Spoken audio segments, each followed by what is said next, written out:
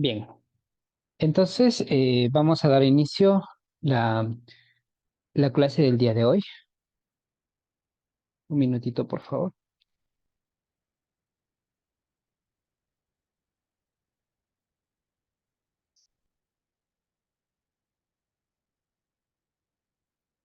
Ok, ¿me comentan si logran ver mi pantalla?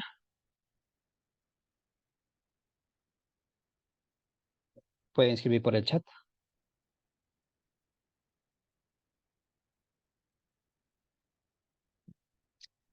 Hola, ¿me escuchan? Sí se le escucha perfectamente, doctor Wilder. Ya, excelente. Gracias, ingeniero. Bien, colegas, entonces la semana anterior estuvimos viendo lo que es antibióticos, un tema demasiado amplio. Bueno, en el contexto principal de antimicrobianos, ¿no? Pasando ese tema, sabiendo que la farmacología abarca demasiados temas y sobre todo los clasifica por órganos y sistemas, ¿no? E incluso en algún contexto mencionando desde la propia farmacología especial. Para el examen de residentado, las preguntas son tomadas de cualquier parte de los temas mencionados. Puede ir, antibióticos siempre es la clave, pero aparte de ello hay temas puntuales, ¿no? De donde también se toma en cuenta la farmacología cardiovascular. Y dentro de este contexto tenemos pues la que encabeza la hipertensión arterial, la que quizás es la más prevalente, seguidas pues de diferentes miocardiopatías o problemas cardíacos que se pueden mencionar a continuación. En este contexto vamos a dar inicio y en la siguiente también estaremos complementando los demás temas. Muy bien. Entonces, empezamos con la farmacología cardiovascular. Como tal, empezamos con el tema de hipertensión arterial. Hasta el momento existen diferentes consensos. La variación entre la definición de hipertensión arterial aún es parecida o varía en un pequeño rango. Sin embargo, nosotros en algunos contextos nos inclinamos a la definición de la AJA, que es un poquito más estricta, o a la Sociedad Española. La Sociedad Española es un poquito más tolerante, ¿no? Que incluso considera hipertensión arterial cuando ya esta supera en la parte de la sistólica 140 y en la diastólica 90. Entonces, para ellos, hipertensión arterial o presión arterial elevada es considerada como tal mayor a 140. En cambio, eh, la AJA, ¿qué es lo que dice? Es un poco más estricto, ya como hipertensión arterial lo considera mayor a 130. De esa manera, adopta medidas tempranas para poder regular la presión arterial. Lo considera normal menor a 120-80 y elevada de 120 a 129 para la AJA, ¿no? Para la sociedad americana. Sin embargo, para la sociedad española, óptima menor a 120, normal de 120 a 129, normal alta de 130 a 139. ¿Nosotros dónde encajamos? Nuestra población es un matiz de diferentes razas o etnias, se podría decir. No somos completamente españoles ni menos americanos, ¿no? Como tal lo mencionan algunos escritores. Entonces, ¿encajaremos en una de ellas, de estas dos? Bueno, como no tenemos nuestras propias guías, porque tendríamos que hacer estudios en nuestros pacientes para ver si nuestra población se comporta como tal y si estas estrategias de optimización es la propia. Mientras no haya ello, nos seguiremos basando entonces en las guías de consenso dispuestas por los expertos. ¿Y cuáles son los rangos de presión arterial? ¿No? Entonces, para la AJA menciona como un estadio 1 de 130 a 139, para la diastólica y la sistólica 80 a 89. Y estadio 2 mayor a 140 a 90. Entonces, para ella no se preocupa. Dos estadios, uno y 2. Sin embargo, la española los combina en tres estadios, grado 1, grado 2 y grado 3, no considerando grado 1 de 140 a 159, grado 2 de 160 a 179 y grado 3 mayor a 180 si nos guiamos en la parte de la sistólica, ¿no? ¿Y cuáles son los objetivos? ¿Qué objetivo busco para mis pacientes? La AJA nos dice que para todos tus pacientes, independientemente de la edad, si podemos considerar mayor de 18 años en adelante, debe estar menor a 130/80. Para la española, da algunas implicaciones. Por ejemplo, dice mayores de 80 hay que ser tolerables. Vamos a aceptarlos como objetivo terapéutico de 140 a 150. Y para de 65 a 79 vamos a considerarlos menor a 140. Entonces, es un poquito más tolerable.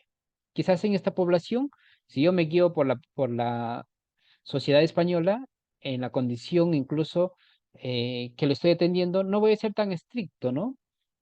Estaría yo planteando un objetivo terapéutico menor a 150 y diría que está óptima con su farmacoterapia, estaría yendo adecuado. Muy bien. Entonces, para eso es necesario comprender cómo o de qué forma y qué procesos están implicados en el aumento de la presión arterial. ¿Y por qué la presión arterial es tan difícil de manejarlo? Y es la que menos se toma en cuenta en los estados hospitalarios. A pesar de ser una patología tan frecuente y tan común, el manejo es subóptimo.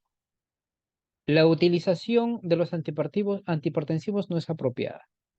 ¿En qué contexto? En el contexto de que las dosis son insuficientes y el tiempo que se da para la respuesta tampoco es apropiada, ¿no? Pueden administrar un bloqueador de canal de calcio y esperar que al día siguiente se regularice, o aumentar la dosis de un YECA y al día siguiente esperar que se regularice, sabiendo aún que esto no es apropiado desde el punto de vista farmacocinético. Entonces, si yo quiero manejar apropiadamente la hipertensión o tratar de comprender la hipertensión arterial, voy a ver qué factores están implicados en ellos. Recordemos que la presión arterial está dado por gasto cardíaco más la resistencia vascular periférica, ¿no? Entonces, ustedes cuando recuerdan su fórmula, la parte de su fisiología es presión arterial igual al gasto cardíaco por la resistencia vascular periférica. ¿Qué es lo que influye en el gasto cardíaco? El gasto cardíaco puede elevarse por dos razones: por el aumento de la frecuencia cardíaca o por el aumento del volumen sistólico. Pero ¿quiénes están implicados en la frecuencia cardíaca? El aumento de las catecolaminas. El sistema nervioso simpático, al expresarse, va a liberar mayor cantidad de catecolaminas y con ello va a dar una regulación negativa a sistema nervioso parasimpático. Y por lo tanto, la frecuencia cardíaca se eleva. Y al aumentar la frecuencia cardíaca va a aumentar el gasto cardíaco. Y al aumentar el gasto cardíaco, aumenta la presión arterial. En el siguiente contexto, el volumen sistólico. ¿Quiénes influyen en el volumen sistólico? La contractibilidad. Y la contractibilidad responde al aumento de las catecolaminas y a la actividad del sistema nervioso simpático. Y con ello aumenta el volumen sistólico. Además de eso, está regulado por la precarga. Si la precarga aumenta por el aumento de todo tono venoso que puede estar influenciado por el sistema nervioso central de las catecolaminas o el volumen intravascular, ¿no? Que esto se da, por ejemplo, el aumento de sed, que va a generar mayor cantidad de consumo de líquido y retención incluso de agua y sal. Por la propia actividad también del sistema nervioso central, el aumento de la aldosterona, el aumento de la hormona antidiurética y la disminución de los péptidos natriuréticos. Se suma, aumenta el volumen intravascular, aumenta la precarga, aumenta el volumen sistólico y con ello el gasto cardíaco y se relaciona con una presión arterial elevada. Seguimos. En otro contexto, ¿qué es lo que influye en la resistencia vascular periférica? Vamos a tener la inervación directa, que puede estar dado o regulado por la unión de las catecolaminas, pero al receptor alfa, ¿no? Y esto va a aumentar la resistencia vascular periférica por aumento de la contractibilidad también. Los reguladores circulantes, que por la propia acción de las catecolaminas o el angiotensina 2, que va a generar la resistencia vascular periférica. O los propios reguladores locales, la disminución de los vasodilatadores como el óxido nítrico, las prostaglandinas y el aumento de los vasoconstrictores como endotelina, angiotensina 2, ¿no? El propio oxígeno generado por el estrés oxidativo, la disminución de hidrogeniones y la disminución de adenosina. Todos estos factores se expresan en la elevación de la resistencia vascular periférica que se traduce en el aumento de la presión arterial. Entonces, si ustedes se dan cuenta, si yo voy a querer manejar la presión arterial con monoterapia, va a ser inadecuada, no va a responder apropiadamente. Es por eso que la guía americana es un poquito más estricta. Te dice, ya desde el primer momento tú puedes utilizar la terapia doble, no solamente esperar la monoterapia. En cambio, algunos planteaban anteriormente, inicia con monoterapia, escala hasta dosis máximas y luego adiciona otro fármaco. Pero se ha visto que eso no es apropiado. ¿Por qué? Porque la descompensación no solamente se da en punto. Si controlo uno por un mecanismo de, de equivalencia o un mecanismo de respuesta diferente, va a elevarse el otro.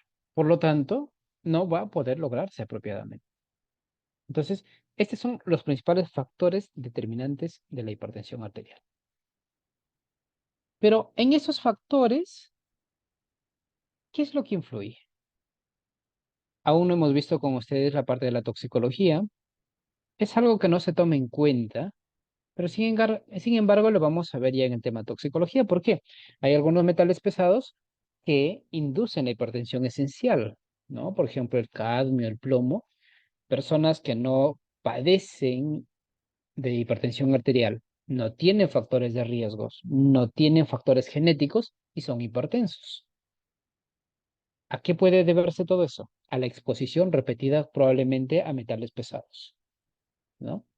Y que por lo que no tenemos un hábito, y que además por ser un país donde aún no podemos darnos el lujo de hacer la cuantificación de metales pesados como parte del screening de atención, no sabemos qué cantidad hay. Pero sí podemos conocer la acción de diferentes medicamentos u otras sustancias que pueden incrementar la presión arterial. Por ejemplo, los AINES. Los AINES, al inhibir tanto la COX-1 como la COX-2 y la propia disminución de las prostaglandinas, ¿qué va a generar, ¿no? A nivel del sistema renal principalmente, una disminución de la reducción, por ejemplo, de la orina y por lo tanto va a haber una retención del mismo, aumentando una resistencia sistémica, ¿no? Entonces, los AINES, al inhibir las prostaglandinas a ese nivel, va a disminuir también, ¿cuál? La tasa de filtración glomerular y con ello aumentando la parte de la presión y con eso da una respuesta y la activación del sistema renina-angiotensina-aldosterona. Y al activarse ese proceso, que lo vamos a ver más adelante, va a conllevar al aumento de de la presión arterial, ¿no? O al incremento de la presión arterial. El paracetamol, sin embargo, no es considerado un AINE, pero en esta guía lo mencionan que podría inhibir la ciclooxigenasa y por lo tanto disminuir la producción de prostaglandinas y que se ha relacionado con un incremento del riesgo hasta 1,34 en tener hipertensión. Algo importante, ¿no? Un medicamento que parece ser inocuo y de mayor utilidad. Será por ello que ya hasta el año pasado, como dosis máxima, se permitió dar 3 gramos al día, cuando antes se consideraban 4 gramos, ¿no? Viéndose el abuso que puede hacerse del mismo. Luego vemos los estrógenos, las progestinas, ustedes ya saben por la propia acción de estos que es corticoides, al final va a llevar a la activación del sistema renina-angiotensina-aldosterona y por lo tanto la retención de sal y agua y con ello aumento de la presión arterial, ¿no? Los glucocorticoides en sí mismos también son unos responsables del aumento de de la presión arterial, los inhibidores de la calcineurina. Entre los inhibidores de la calcineurina tendríamos a quién, ¿no? A tacrolimus también y también a la ciclosporina, ¿no? También son otros fármacos relacionados y con aumento de la presión arterial. ¿Y en qué pacientes se ve esto? En los pacientes trasplantados, los que utilizan inmunosupresión. Y muchas veces al paciente que no ha sido hipertenso, pero recibe un trasplante hepático, por ejemplo, y necesito inmunosuprimir con ciclosporina o tacrolimus. Además de eso, debo valorar la terapia antihipertensiva. dado que su presión se va a mantener constante elevada. Si no fue hipertenso, pues lo va a hacer. Además de eso, los antidepresivos, los propios descongestionantes nasales también, ¿no? Que va a generar este proceso de aumento de la resistencia, perdón, de la presión arterial. Y también se ha relacionado con los agentes estimulantes eritropoyéticos. Pero no son todo ello. También tenemos los estimulantes, por ejemplo, las anfetaminas, tenemos otras sustancias de abuso, que también es el alcohol, la cocaína. También tenemos los productos herbales, ¿no? Algo importante, que los productos herbales no están exentos de este problema. Hay algunos productos que van a generar la elevación propia también de la hipertensión arterial por diferentes acciones, como la activación del receptor alfa, que va a generar una vasoconstricción, ¿no? Entonces, con ello, como vimos anteriormente, aumentaba la resistencia vascular periférica y se correlacionaba con qué? Con aumento de la presión arterial. O también con el hiperaldosteronismo, que se correlaciona también con la inhibición de cortisol o incluso también con el aumento de las catecolaminas. Entonces, si nos damos cuenta, hay diferentes sustancias y medicamentos y plantas medicinales que contribuyen al aumento de la presión arterial. Ahora vamos a ver lo que es tan problemático quizás y difícil de controlar, el sistema renina-angiotensina-aldosterona. ¿Por qué es tan complicado controlar este sistema? ¿De qué depende la complejidad?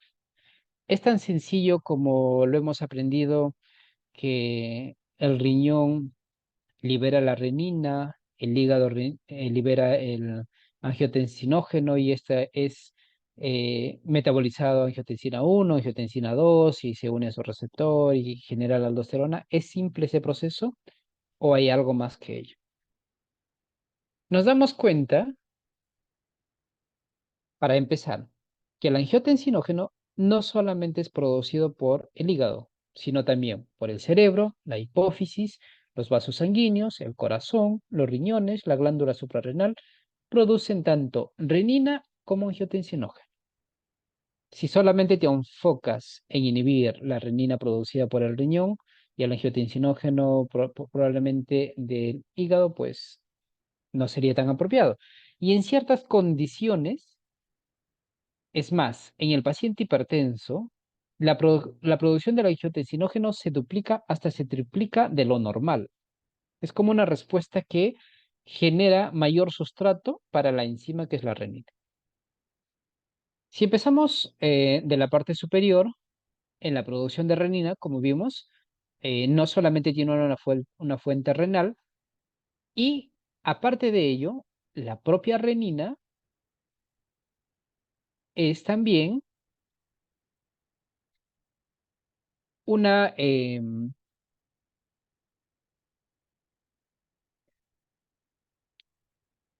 una enzima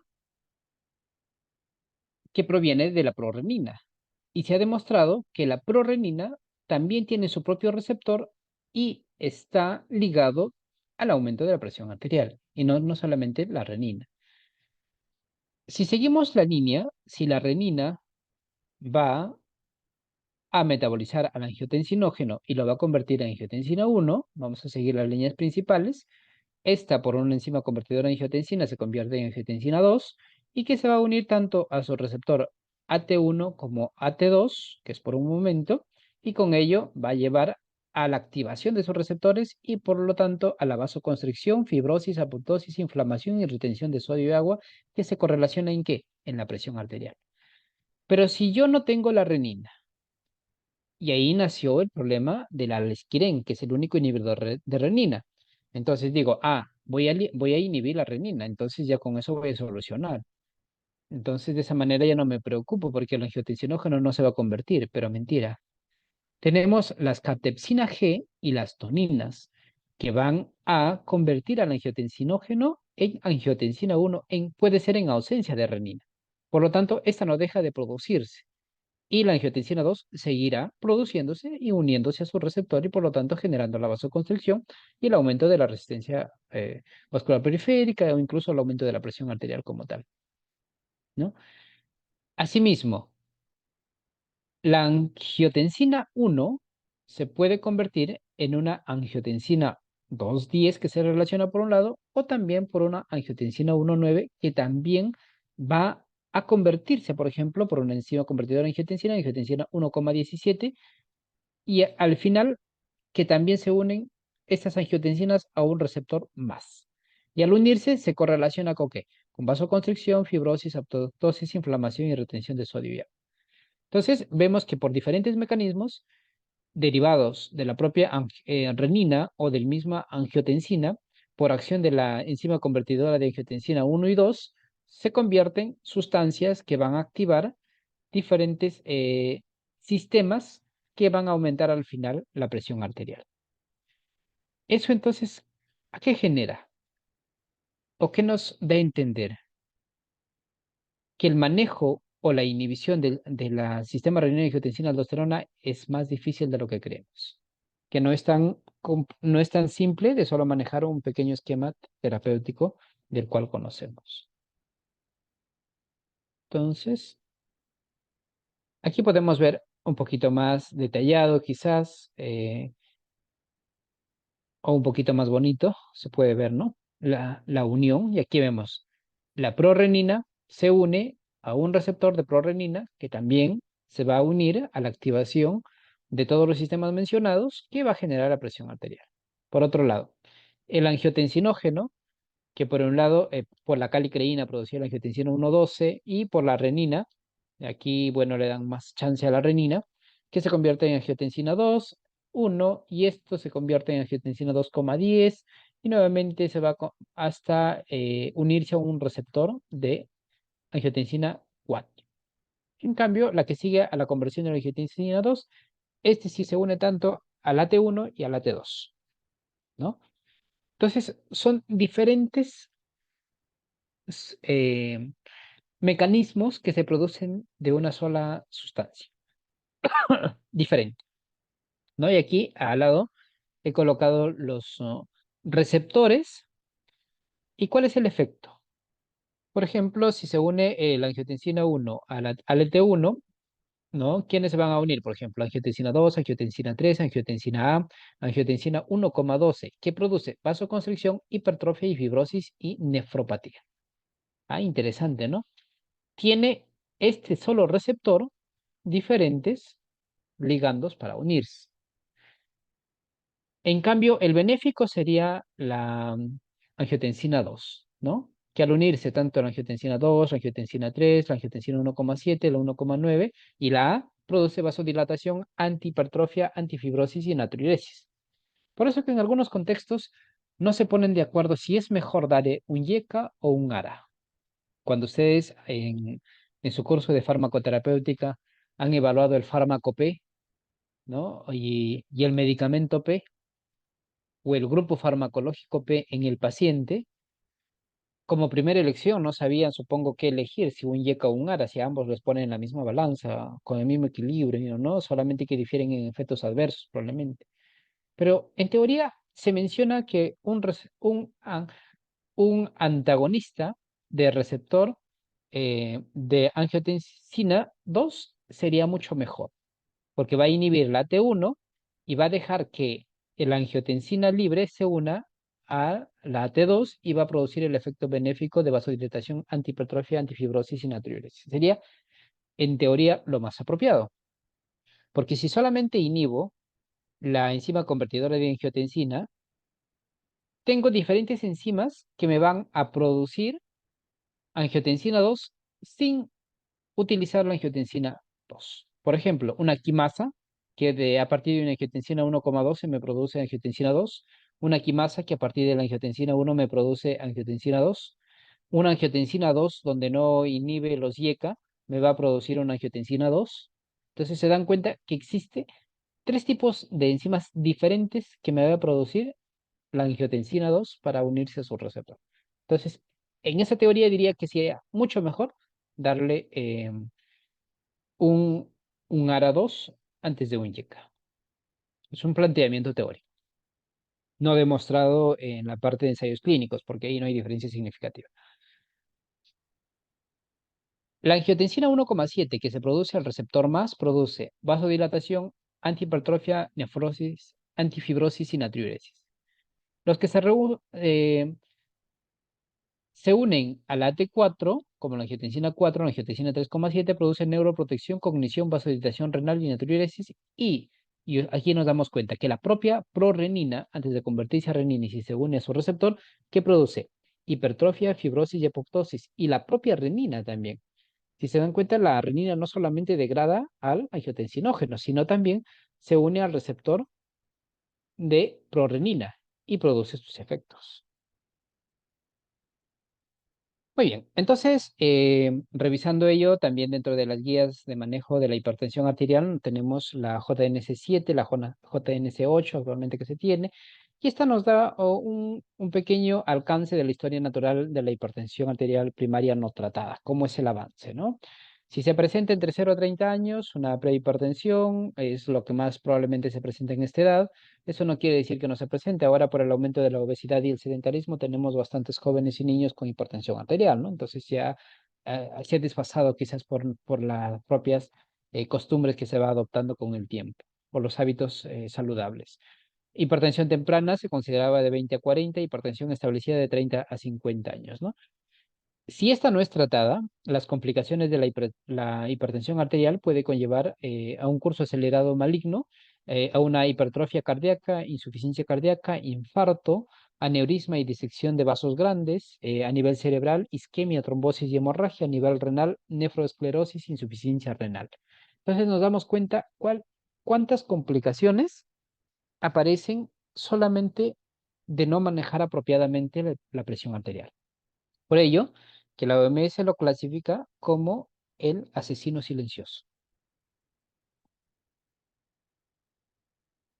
Ya he conocido la parte anterior de cómo es los factores que me van a influir en el aumento de la presión arterial. Entonces ahora debo saber identificar cuáles serían las dianas terapéuticas y dónde ubicarlos a los fármacos, ¿no? Si solamente quiero modular la frecuencia cardíaca, me puede ayudar los antagonistas beta y los bloqueadores de canales de calcio. Si voy a modular la contractibilidad, también el antagonista beta y bloqueador de canal de calcio. Y si voy a hacer una modulación en el tono venoso, ya podría utilizar antagonistas alfa-1, nitroprusato de sodio, inhibidores de renina, el quieren que es el único, inhibidores, los IECA, los ARA2. Y si voy a controlar el volumen intravascular y la retención de sodio y agua, los diuréticos, ¿no? Y diurético, inhibidor de renina, los IECA y los antagonistas AT1. Y si me dirijo para modular la resistencia vascular periférica, en la inhibición directa voy a utilizar antagonistas alfa-1, porque aquí estaban activos los receptores alfa-1. Los antagonistas alfa-2 centrales, como la metildopa, por ejemplo. Si voy a tratar de regular reguladores circulantes, ¿qué podría utilizar? Antagonistas alfa-1, alfa-2 centrales, inhibidor de renina, los IECA, los antagonistas AT1 y los reguladores locales, antagonistas de endotelina, nitroprusiato de sodio, inhibidores de renina, los IECA y los ARA2. Entonces, nos damos cuenta que en todos esos mecanismos hay formas de manejarlos, pero ¿cuán selectivo es un fármaco para modular cierto mecanismo? Es poco probable conocerlo. Si se inclina más a modular la frecuencia cardíaca y en menor medida el volumen sistólico, va a depender del fármaco y su potencia, ¿no? Entonces aquí también podemos ver las dianas terapéuticas o los lugares donde actúan los fármacos, ¿no? Entonces, si voy a modular a nivel central la liberación de las catecolaminas, inhibidores alfa-2 central como metildopa, clonidina, ¿no? Los fármacos bloqueantes ganglionares, el losartán o los IECA al antagonizar la respuesta en el receptor AT1, los alfa bloqueantes, los vasodilatadores antagonistas de calcio, ¿no? Al disminuir la resistencia vascular periférica, los autocoides endoteliales, los antagonistas de neutolina 1, en el corazón, por ejemplo, antagonizar los beta, los receptores beta, los bloqueantes beta, a nivel renal también, los bloqueantes beta, Y también aquí aparecen los antagonistas del mineral corticoides, como la espironolactona, los diuréticos, que pueden ser, dependiendo del estado del paciente, de alta potencia o incluso los de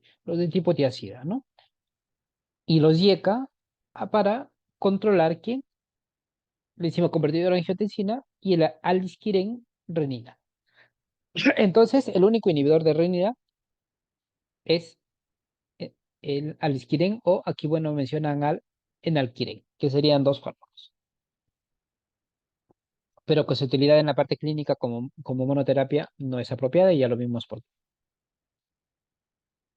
Y si quieren otro esquemita más entendible y que me pueda clasificar de qué manera actúan los fármacos y en qué lugar, pues tienen aquí otro esquema, ¿no? En algunos libros de farmacología nos van indicando, por ejemplo, los que actúan a nivel central. Para acordarme, de acción central, clonidina, metildopa. Mucho más fácil, ¿no? Entonces, si en sus preguntas de examen les van preguntando cuáles de los medicamentos antihipertensivos actúan a nivel central por esto y tal motivo, ya saben cuáles son, ¿no? Lo difícil sería ver la selectividad y la potencia de los bloqueadores beta, porque tenemos cardioselectivos y no cardioselectivos. Y de los cardioselectivos, ¿quiénes son los más potentes y quiénes son los menos potentes? Y de los no selectivos, ¿cuáles son sus propiedades? Ya, eso viene la parte que vamos a ver más adelante, que es interesante también conocer.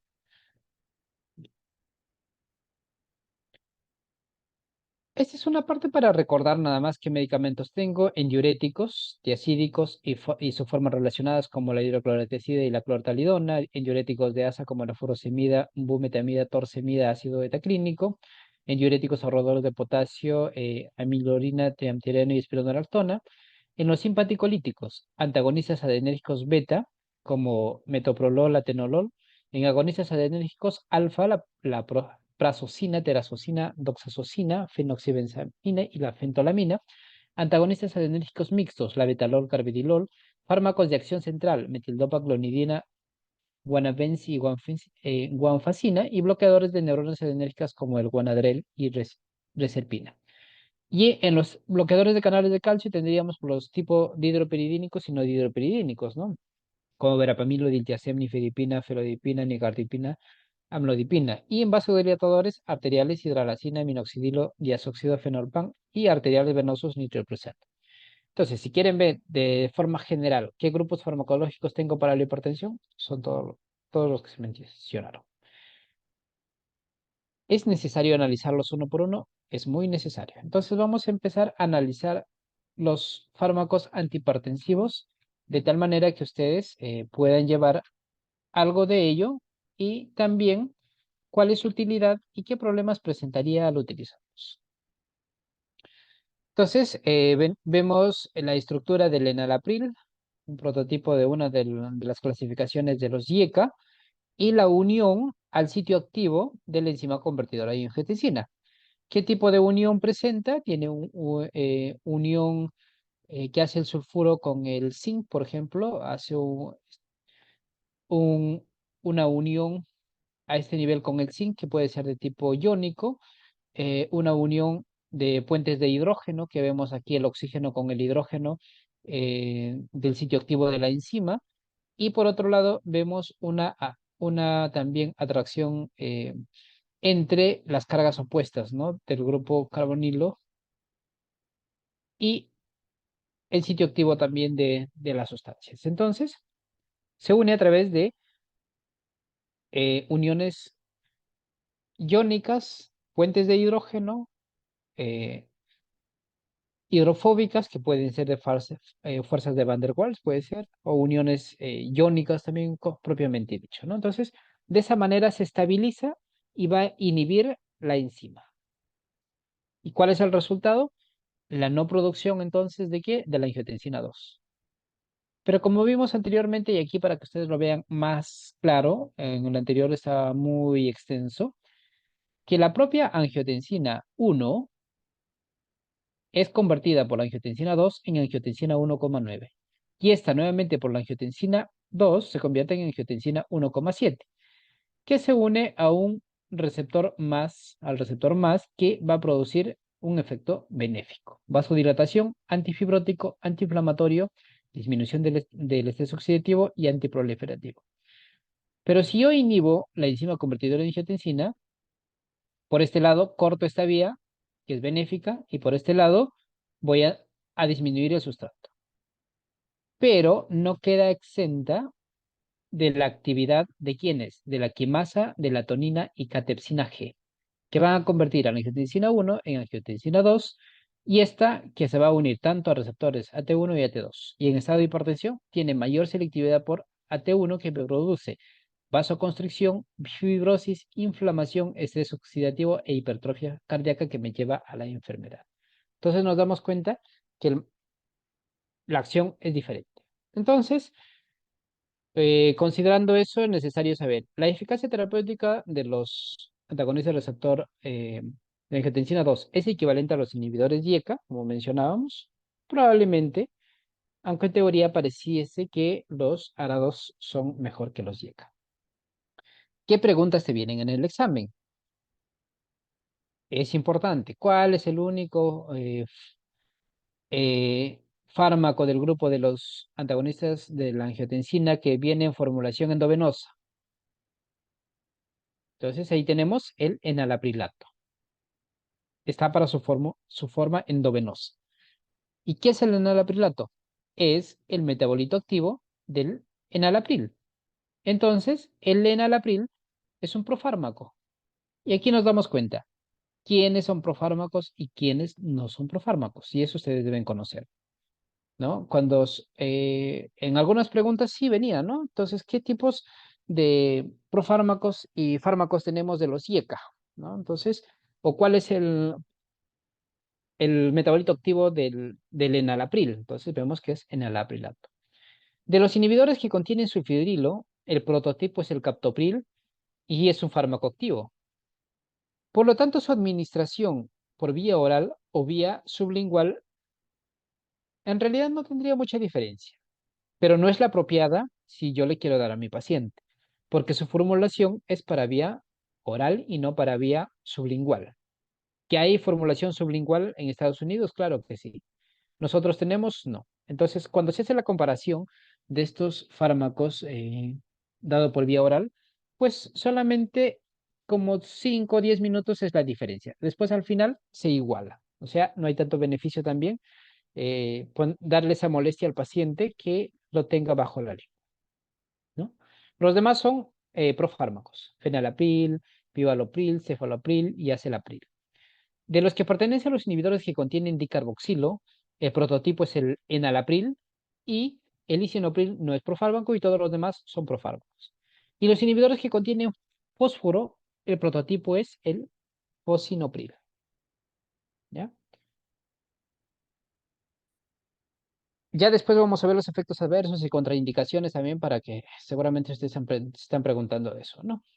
Los ARA2.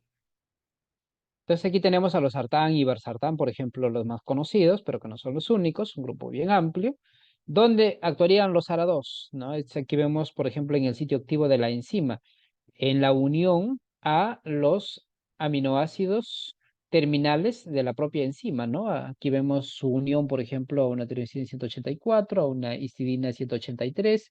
Es como se va uniendo en ese sitio para impedir que se una entonces la angiotensina 2.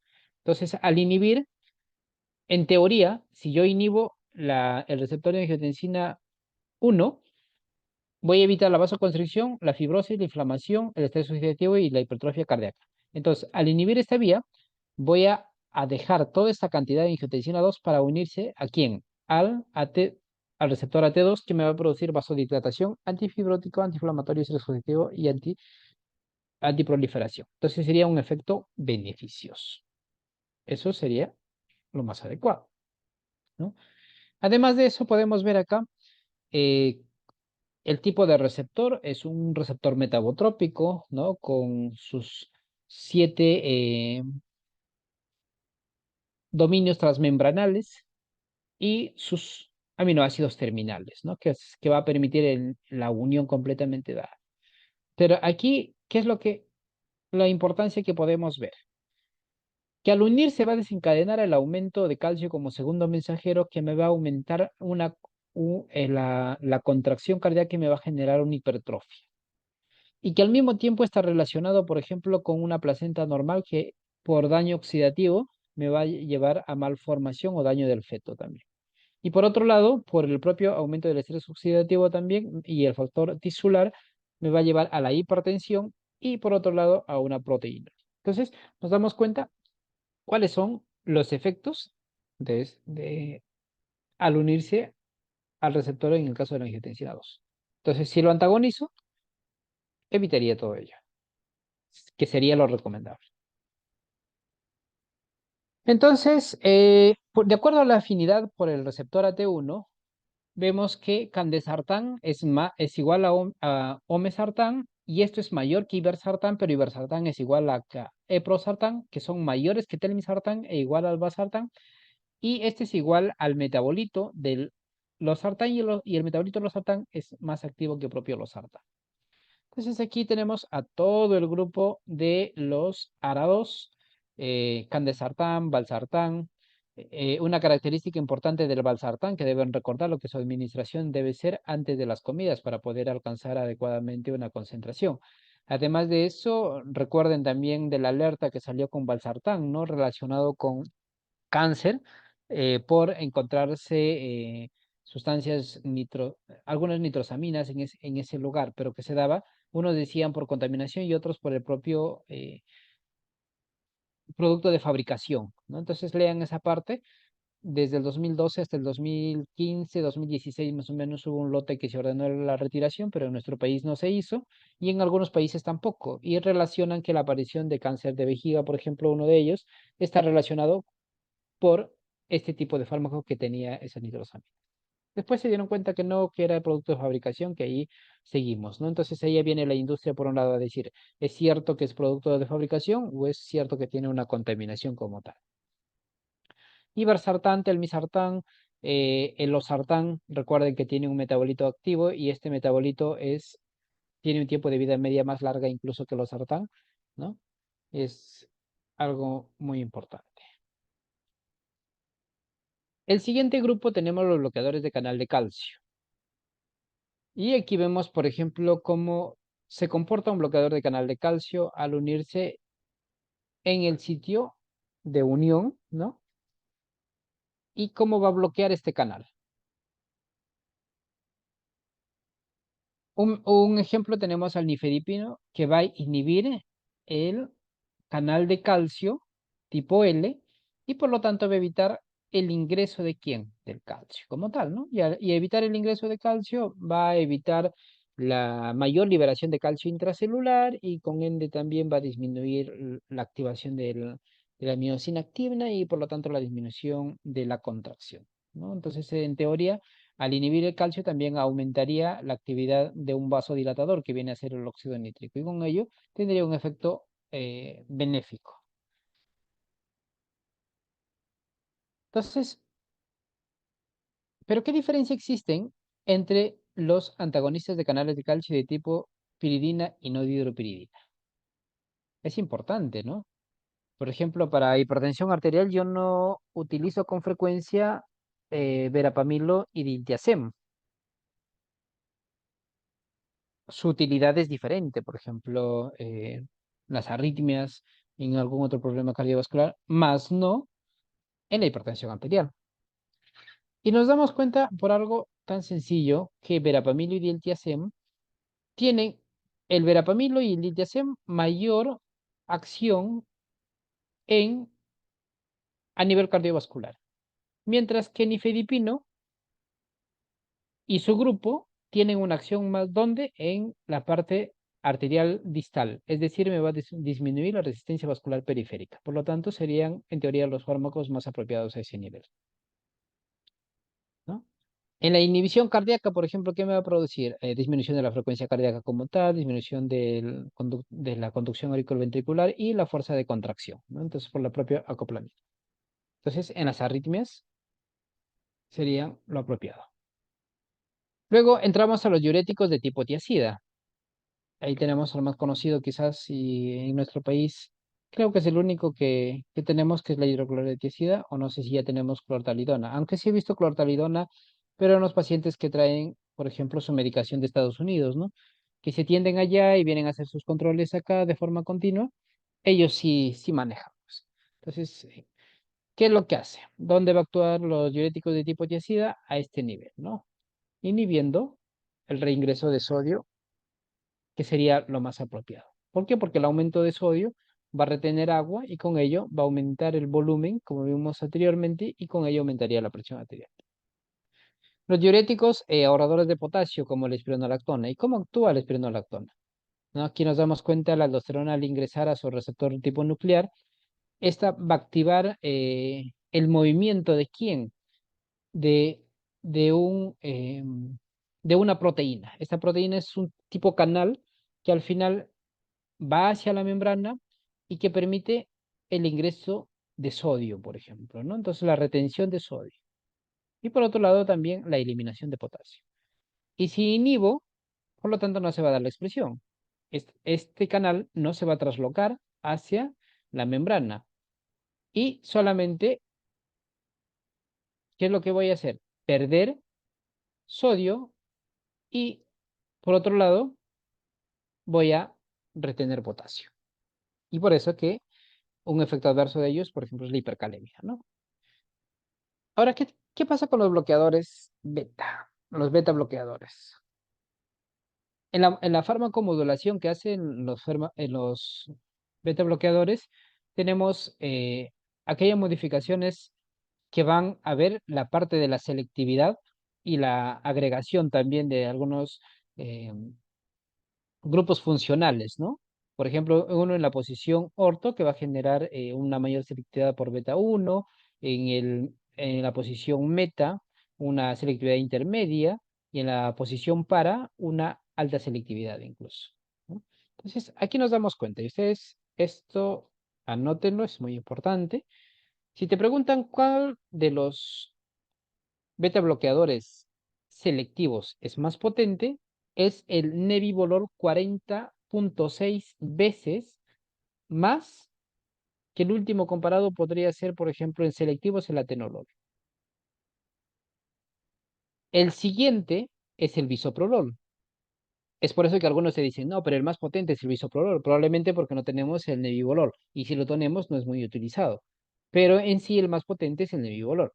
El bisoprolol es 19.6 veces más, luego sigue el metoprolol con 6.0 y el atenolol es el último de los cardioselectivos con 5.7. ¿Eso qué me quiere decir? Por ejemplo, en un proceso de asma, yo no debo utilizar un atenolol, pero sí un nebivolol. No me contraindicaría utilizar el Sudiacá si las dosis son apropiadas. Pero conforme va disminuyendo la selectividad, va aumentando también la no selectividad a los otros receptores.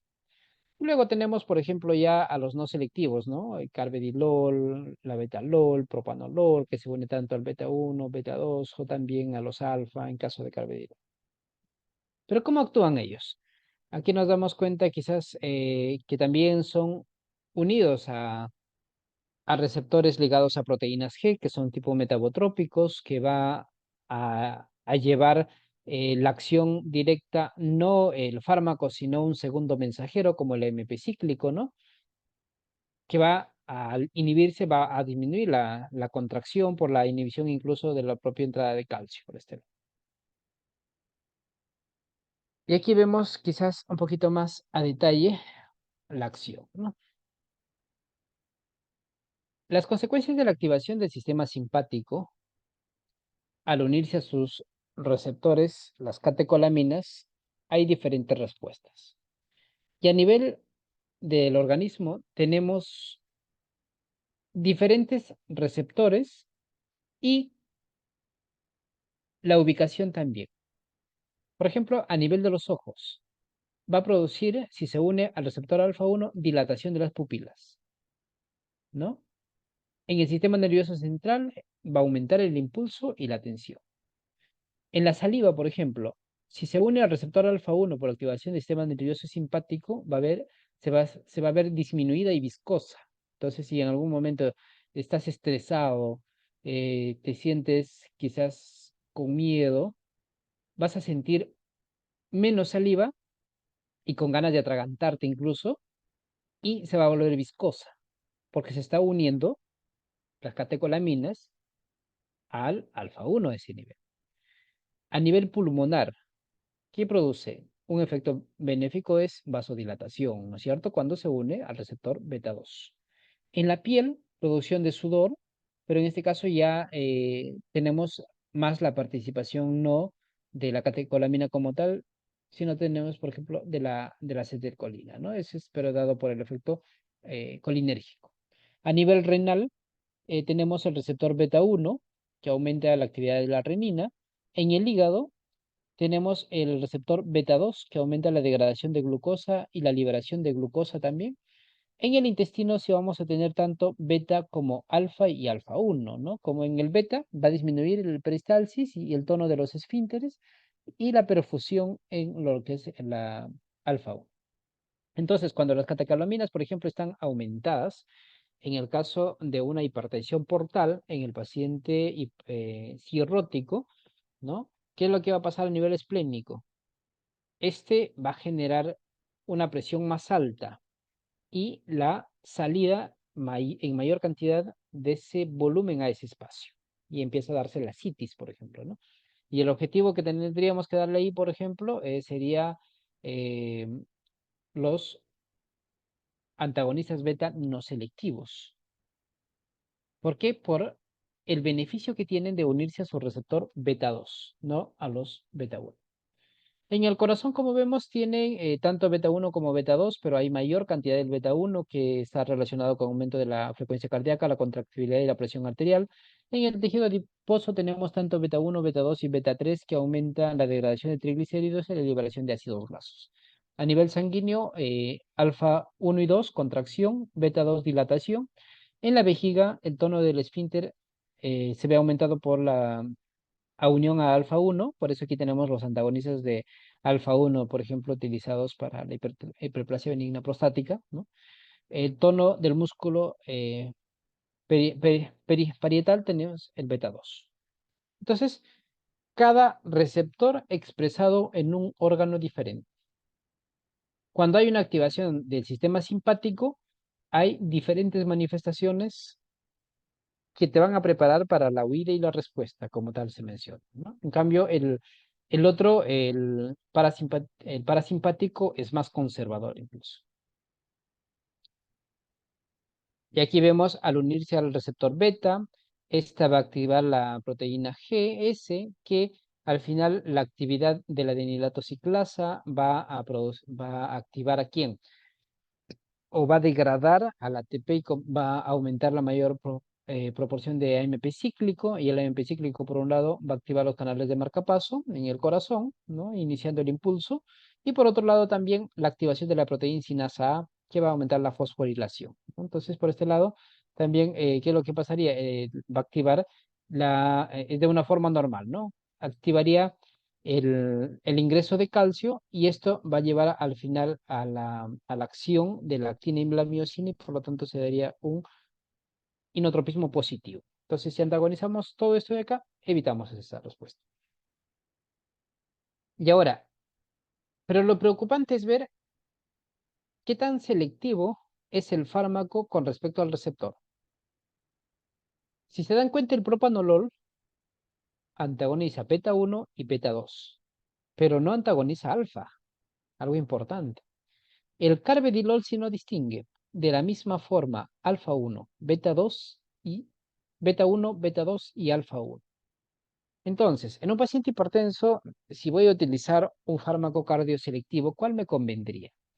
El metoprolol es el que va a llegar incluso casi hasta el 50% del beta 2, si se dan cuenta.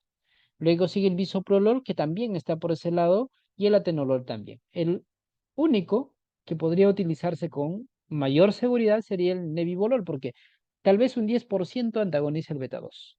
Sería dependiente de la dosis. A dosis baja no tendría preocupación. Pero es importante saber sus efectos adversos, claro, y también las indicaciones de los beta bloqueantes. Los beta bloqueantes como el propanolol, por ejemplo, se utiliza para la migraña, ¿no? Como profilaxis. Para el glaucoma también utilizamos el timolol, por ejemplo.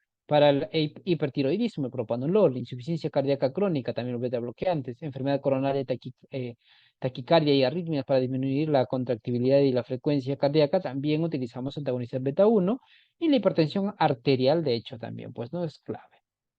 Y en el temblor. Y aquí vemos los efectos no deseables. ¿Qué produce?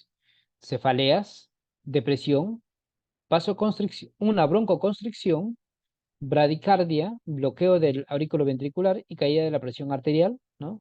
Entonces, si le damos quizás una dosis muy alta, estaríamos en el riesgo del efecto de primer paso o el síncope también por la propia caída de la presión arterial. Hipoglucemia y trastornos de la potencia sexual. Está relacionado entonces como sus efectos adversos principales. Ahora vemos los agonistas alfa, pero no son alfa 1, son alfa 2, los que actúan a nivel central. Y aquí tenemos a la metildopa. Entonces, la alfa-metildopa se convierte en metilnorepinefrina para disminuir el flujo adrenérgico mediante la acción agonista alfa 2 del mismo en el sistema nervioso central. Ese sería su principal mecanismo de la metildopa. Entonces, si nos damos cuenta, cuando voy a utilizar un agonista alfa 2 para modular la presión arterial desde el sistema nervioso central, lo que voy a requerir, bueno, una característica de ellos que este grupo es más seguro, se considera más seguro en el contexto, bueno, en el contexto del embarazo, por ejemplo, ¿no? Si el paciente está embarazada, está con hipertensión arterial esencial, lo más apropiado sería utilizar un agonista alfa 2 que actúa a nivel central como la metildopa y es el fármaco de elección. En una hipertensión arterial resistente o de origen central, también va a ser mucho mejor utilizar un fármaco que actúa a ese nivel. Metildopa tiene mucho mejor respuesta, por ejemplo, en una hipertensión generada por la sobreliberación de las catecolaminas de nivel central. Entonces, sería lo más apropiado utilizar este tipo de fármacos a ese nivel. Los agonistas alfa 1 y 2, ¿qué es lo que va a producir? Va a producir la contracción a nivel eh, periférico y con ello, por ejemplo, estaría aumentando la presión arterial. ¿Quiénes? Noradrenalina, adrenalina, fenilefrina, la cilometasfalina. En cambio, cuando yo voy a utilizar un antagonista alfa 1 que va a producir relajación, ¿no? Y ahí tenemos los tres fármacos, doxazosina, terazosina y la alfusecina. Si nos damos cuenta, estos fármacos tienen una característica y siempre nos vienen en las preguntas del ENAF, si algunos recuerdan de ustedes, cuáles están relacionados con el síncope o en el efecto de primera dosis o con, si te plantean en un caso, te van a decir con el paciente tomó su medicamento, se levantó y al levantarse se desvaneció y se desmayó, por ejemplo, ¿no?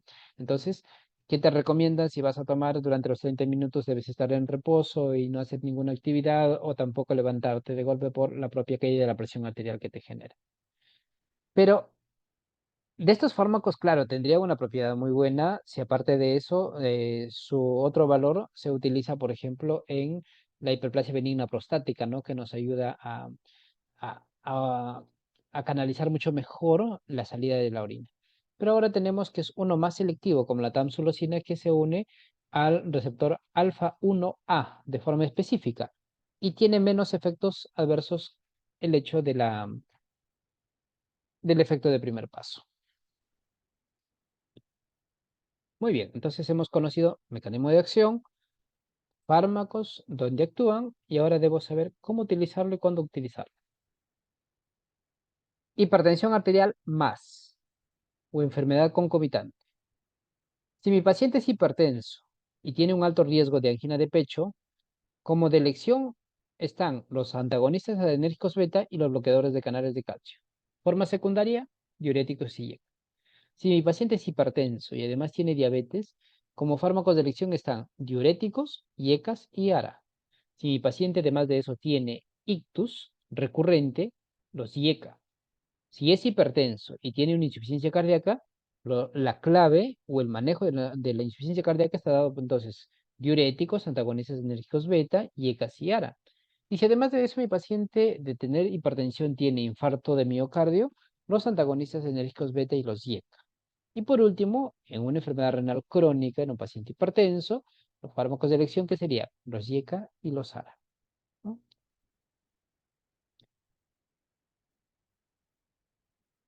Y lo más importante, las reacciones adversas. Y lo más preocupante, en lo que viene más en los exámenes. Porque es a veces lo que tratamos, o al menos eso es lo que van a tratar de ver y buscar, ¿no es cierto? ¿Qué es lo más difícil que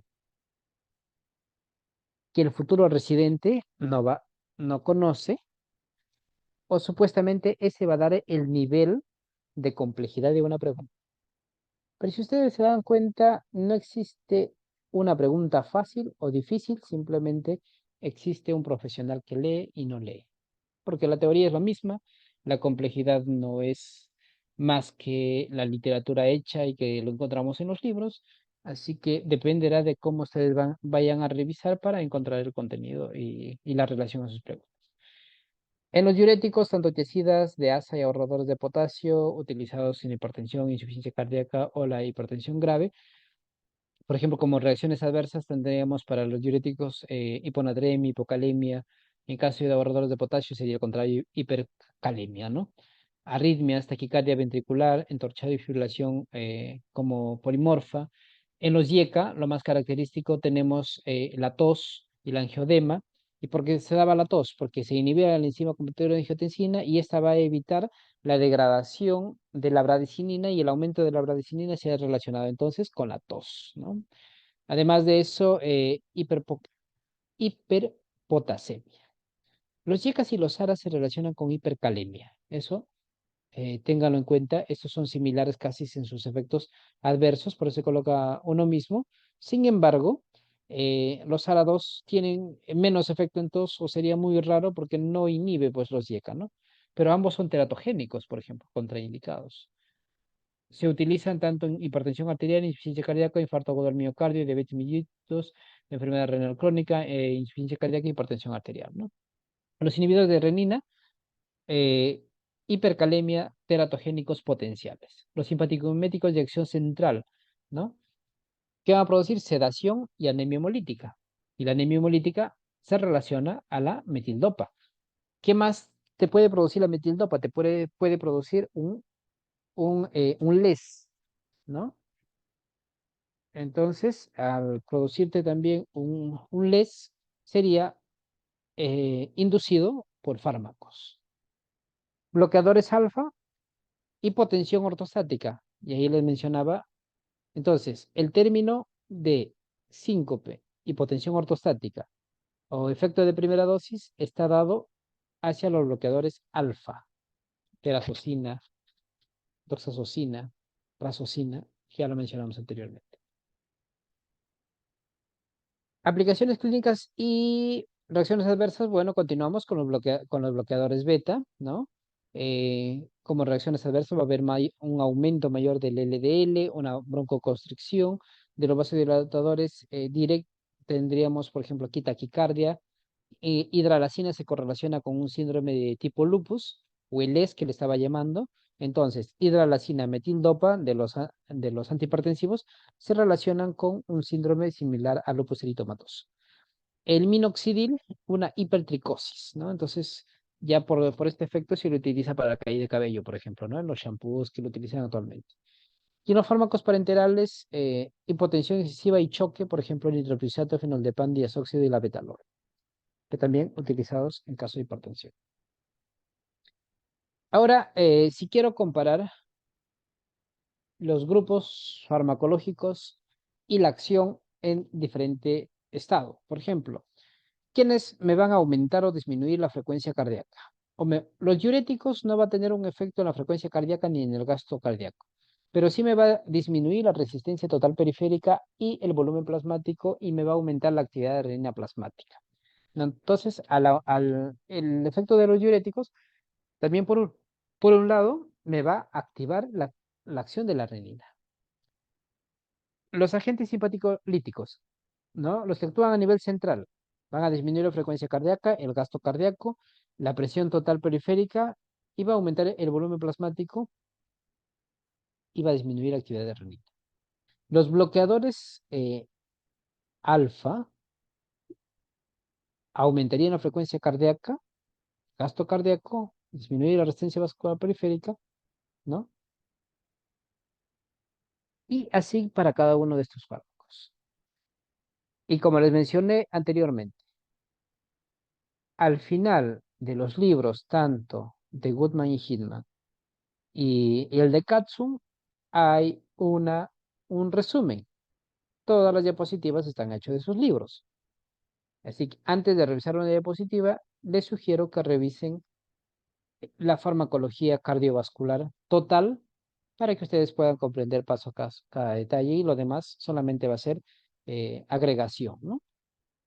Y aquí nos dan toxicidad principal y asuntos clínicos, algo muy importante, y el uso terapéutico, quizás no lo hemos mencionado, ¿no? Por ejemplo, en los diuréticos, cloretiazida, hidrocloretiazida, similar a tiazida, clortalidona, metalazona, en edema, en cirrosis hepática, en enfermedad renal crónica, en síndrome nefrótico, diabetes insípida nefrogénica, cálculos renales causados por cristales de calcio, hipertensión. Entonces tienen otros usos que quizás nosotros no lo conocemos de forma habitual, ¿no?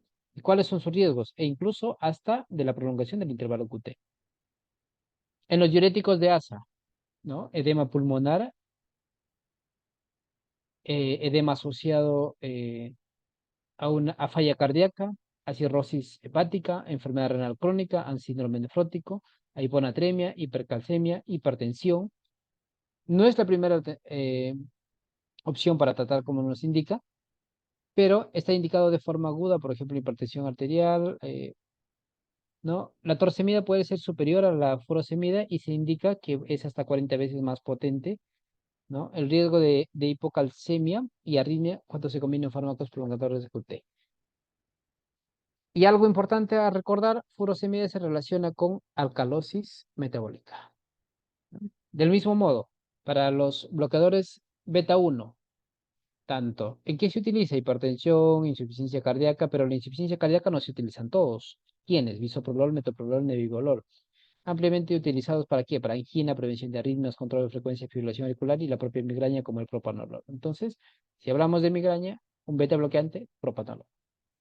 Pero ¿qué efectos adversos tiene? Diferentes también, ¿no? Puede empeorar incluso la insuficiencia cardíaca aguda, la depresión, puede aumentar el estado de depresión, empeoramiento de la psoriasis, eh, vasodilatación mediado por bedilol, porque el nebivolol y el carvedilol tienen una característica de aumentar el óxido nítrico. Si ustedes, algo para que recuerden, el carvedilol tiene 4 tipos de acciones. Es antihipertensivo, antioxidante, antiinflamatorio y antifibrótico. Por eso que le convierte en un fármaco ideal en un paciente con cirrosis hepática o con hipertensión portal. Eso recuerden. Pregunta de examen, ¿no? ¿Cuál de los bloqueadores beta tiene un efecto antioxidante? Entonces ustedes van a ver que es el carvedilol. El propanolol, como mencionábamos, hipertensión y migraña, ¿no? Bloqueadores alfa 1, hiperplasia benigna prostática y la hipertensión. La fenoxibenzamina es para feocromocitoma de utilidad. Pero cuando no tenemos esto, utilizamos la doxazosina, prazosina y la tamsulosin. Y seguimos los que actúan a nivel central, ¿no? ¿Qué es lo que puede generar? Fatiga, depresión, congestión nasal. Y los bloqueadores de canales de calcio. Los de no dihidropiridina, por ejemplo, el verapamilo, se asocia bastante con constipación y deben recordar eso, algo muy importante. Y los de tipo de hidropiridina, como amlodipino y nifedipino, se relacionan con qué? Con los edemas maleolares o los edemas periféricos, que esas reacciones adversas frecuentes que deben ustedes recordarlos. Igual, aquí para los inhibidores YECA, todos los grupos, todos los fármacos, sus indicaciones y qué es lo que pueden producir, ¿no? y algunas recomendaciones antagonistas de los receptores eh, de angiotensina 2 también. El aliskiren, que no lo utilizamos acá en nuestro país. Los vasodilatadores, como hidralazina, minoxidil y hidroclorisato del mismo modo. Pero aparte de eso, también debo tener en cuenta las contraindicaciones y las precauciones de uso. Las contraindicaciones de los IECA y los ARA. Y como vimos, estos eran teratogénicos, ambos, por lo tanto están contraindicados en el embarazo, ¿no es cierto? Entonces en el embarazo no voy a utilizar. Como pregunta de examen te pueden preguntar, ¿no? ¿Qué es lo que produce los IECA y los ARAs en el embarazo? Del mismo modo. Los bloqueadores de beta contraindicados, se dice, en asma severa. Entonces debería tener bastante en cuenta si voy a utilizar en esta población. Y de eso iría más a un cardioselectivo, como estuvimos viendo, como el nebivolol. En una bradicardia, con una frecuencia cardíaca menor a 60, por ejemplo, ¿no? Entonces ahí también debería tener bastante cuidado porque me llevaría a una bradicardia severa. Los bloqueadores de canales de calcio de tipo de hidroperidina, eh, los no dihidroperidina como verapamil y diltiazem, los propios diuréticos de tipo tiacida y los similar a tiacida también, los antagonistas de mineral corticoide también, las contraindicaciones y las causas para revisión. Entonces, ¿solamente es el tratamiento farmacológico para la hipertensión arterial o también tenemos el tratamiento no farmacológico? En su última actualización, entonces, de la guía de la hipertensión de la Sociedad Europea, nos dan esas recomendaciones, ¿no? La pérdida de peso me va a generar una caída de la presión arterial de entre menos 6,5 a 4,7 milímetros de mercurio. Entonces, como medida no farmacológica, la pérdida de peso es un paso importante, con dietas hipocalóricas. Cada kilogramo de peso logra la caída de 1 milímetro de mercurio de la presión arterial. Y en aquellos con obesidad severa, lo más recomendable es la cirugía bariátrica, ¿no? La dieta baja en sal, reducir el consumo de sal a menos de 5,7 gramos por día o de sodio, 2 gramos al día, logra reducir de 5 en la sistólica y 2 en la diastólica de presión de milímetros de mercurio y reduce la mortalidad. El aumento de la ingesta de potasio, una dieta rica en potasio de 1,38 gramos, reduce la presión arterial hasta 5 milímetros de mercurio, que es el equivalente a 4 a 5 porciones de frutas y vegetales al día y que reduce el riesgo cardiovascular. Entonces, las frutas que contienen potasio. El aumento de la actividad física semanal, 150 minutos por semana. ¿Esto a qué se hace relación?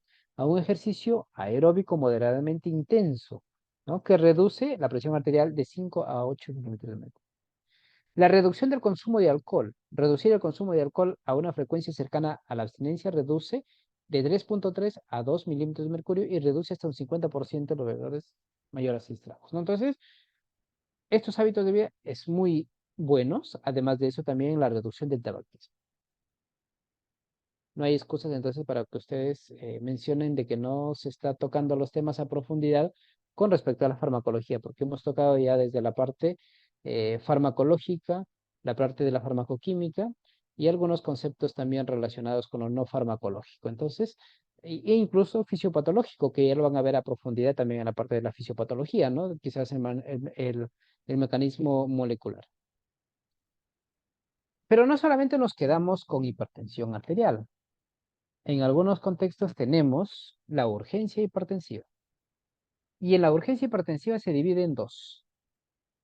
En, perdón, la crisis hipertensiva. Entonces aquí es un momentito. Esto se denomina crisis, crisis hipertensiva. Entonces, la crisis hipertensiva se divide tanto en emergencia hipertensiva y en urgencia hipertensiva. Y ustedes deben saber qué fármacos voy a utilizar en urgencia hipertensiva y en emergencia hipertensiva.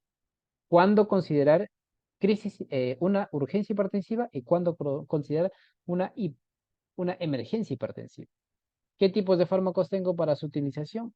Ya se los dejo a mención. Esto los voy a dejar para que ustedes amplíen un poquito más, porque no es complejo, es de una o dos hojas nada más, pero es muy esencial, que no te pueden preguntar en el examen, pero sí cuando ingresas, ¿no? Entonces, es algo muy importante.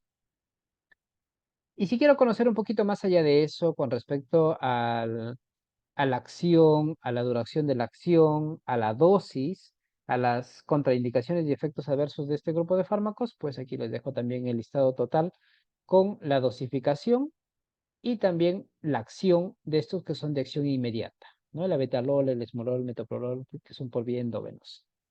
Y aquello que está dado por kilogramo o por volumen o por hora incluso. Muy bien. Entonces, dejando ya a un lado la hipertensión arterial, que es la principal. ¿Y por qué le tomamos primero en cuenta hipertensión arterial? Porque ella es la responsable, si se daban cuenta, de un infarto agudo al miocardio, de una insuficiencia cardíaca, de una arritmia, incluso de una propia hipertensión pulmonar. Entonces, es la responsable de diferentes problemas que puede afectar a un paciente. Ahora abordamos los temas eh, quizás no muy frecuentes, pero que sí debemos tenerlo en cuenta.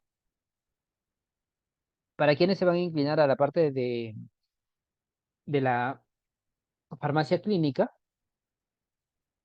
ya esto tienen que conocerlo. Quizás no a profundidad, pero sí tener noción para poder hacer un buen manejo eh, en las rotaciones por cardiología, por ejemplo, ¿no? Porque en cardiología todos los pacientes son fulas.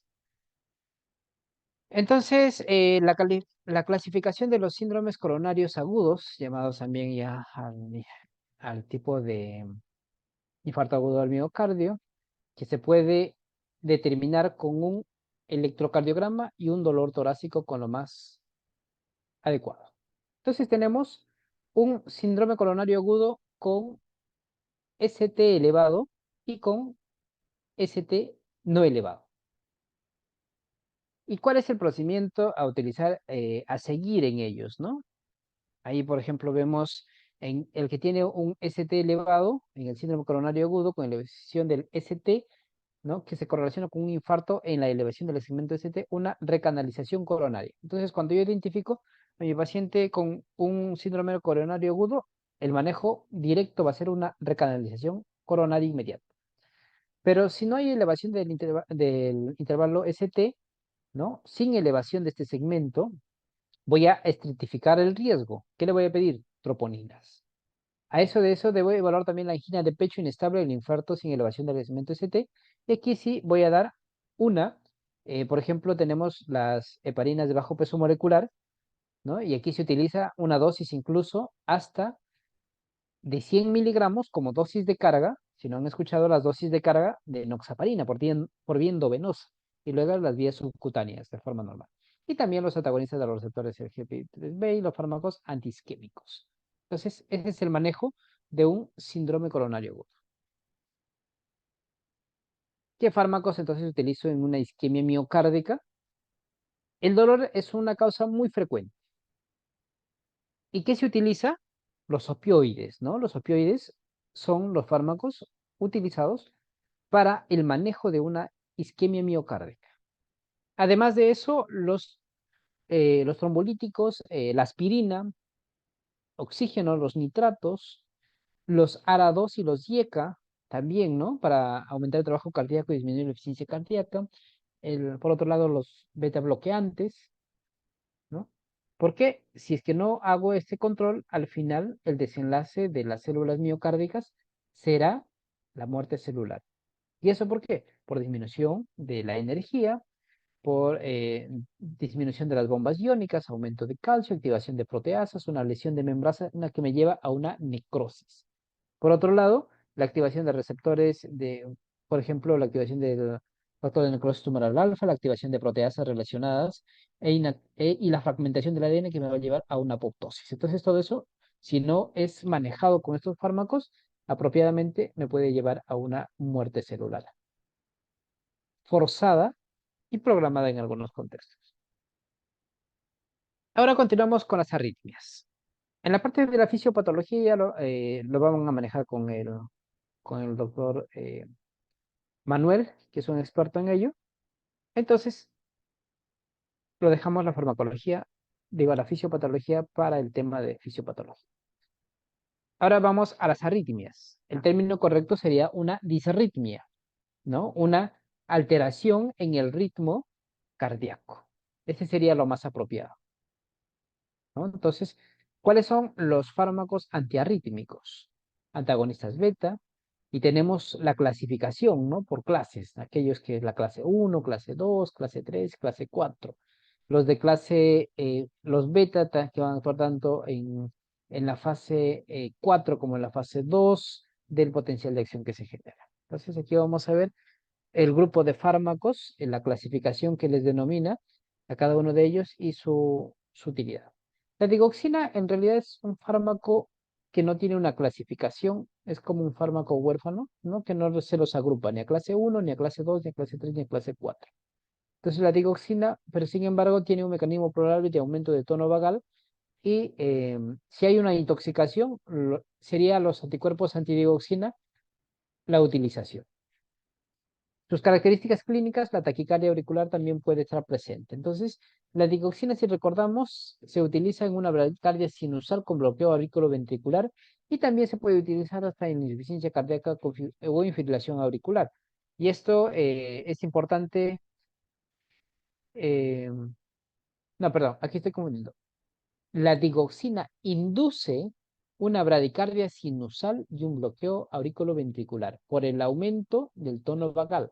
Entonces aquí nos está dando las arritmias cardíacas inducidas por fármacos. Es decir, hay arritmias que se generan por fármacos.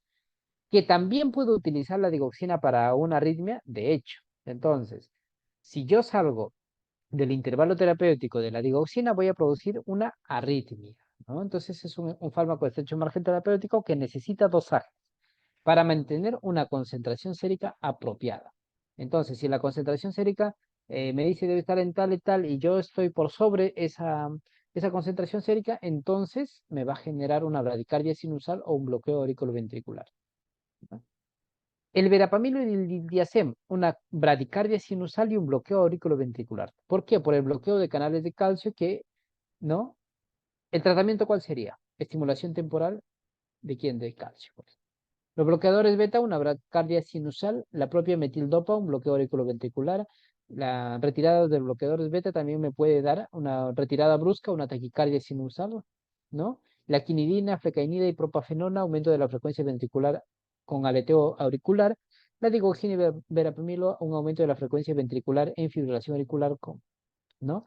Además de eso, la teofilina también con taquicardia auricular multifocal, quinidina, sotalol, procainamida y los demás, también una taquicardia ventricular polimorfa con la torsade de Dapoins. Recuerden, este término, la torsade de Dapoins, la torsión de puntas en el electrocardiograma que se ve, el aumento del intervalo entre Q y T, que se relaciona con quién, porque en el examen sí te preguntan esto de acá, ¿no? Te dicen, la torsade de Dapoins se presenta con procainamida, por ejemplo, uno de ellos, quinidina, sotalol, la disopinamida, dofetilida, inebutilida y la amiodoro.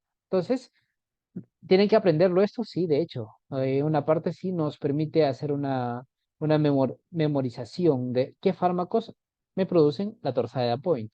Aparte de eso, ¿cuál es el manejo? El magnesio está dentro del tratamiento para la torsada de Point. Una frecuente y difícil de determinar, por ejemplo, una taquicardia ventricular incesante, la flecainida, propafenona y quinidina, la taquicardia auricular con bloqueo auriculoventricular, un benigno ventricular, la digoxina, la fibrilación auricular, el uso inapropiado de verapamil intravenoso. Entonces, es importante conocer que las arritmias no solamente se generan por una enfermedad, sino también por fármacos, y que muchos de estos fármacos son utilizados en la parte hospitalaria y que debemos hacer una monitorización para ver si realmente controla la arritmia o está generando o induciendo otro tipo de arritmia. Los fármacos que no siguen la clasificación de Vaughan-Williams, tenemos la atropina, utilizado para bradicardia sinusal, la adrenalina para parada cardíaca y isoprenalina para bloqueo auricular, la digoxina para fibrilación auricular rápida, la adenosina para una taquicardia supraventricular, en reanimación también se utiliza, cloruro de calcio, taquicardia ventricular secundaria a hipercalemia, cloruro de magnesio, fibrilación auricular e intoxicación digitálica, y también veíamos para la torsada de Dapoites. Entonces, ahora los vamos a ver a los fármacos de acuerdo a su clasificación. Los de clase 1, ¿no? Sus aplicaciones del grupo de clase 1 tenemos de grupo clase 1A, clase 1B y clase 1C. Los de clase 1A tenemos, por ejemplo, a la disopiramida, que están utilizados en las arritmias ventriculares y la prevención de la fibrilación auricular paroxística recurrente desencadenada por una hiperactividad vagal. En la clase 1B tenemos a la lidocaína endovenosa. Y en algún contexto, recuerdo, si no mal recuerdo, vino la pregunta del recientado, ¿no? ¿A qué grupo pertenece la lidocaína como antiarrítmico? 1B. En el 1C tenemos a la flecainida y este está utilizado, por ejemplo, en taquicardia recurrente asociada a la vía de conducción, como el síndrome de Gold-Parkin-White, ¿no? Luego tenemos los de clase 2, como el propanolol y el timolol, los betabloqueantes se podrían en este contexto. Los de clase 3, la más importante, quizás, y la utilización en nuestra situación como la miodorona. ¿Para qué se utiliza?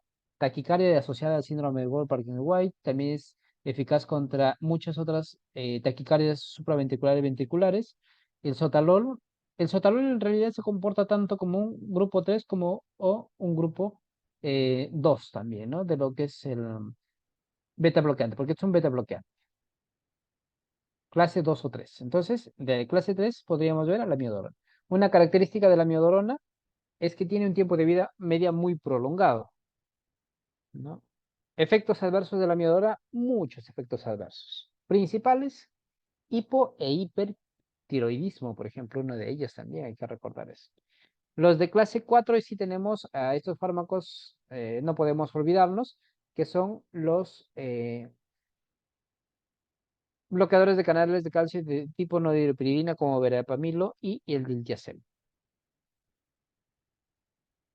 Entonces aquí tenemos en el libro, como le estaba mencionando, en la parte final, fármaco antiarrítmico, uso terapéutico, toxicidad mayor y algunas perlas clínicas. Y todavía te lo coloca así, ¿no? Como perlas clínicas. ¿Qué quiere decir? Las pepitas, como te dicen, para tu examen. Lo más importante. El que elabore el examen no se va a poner a leer todo tu libro de farmacología.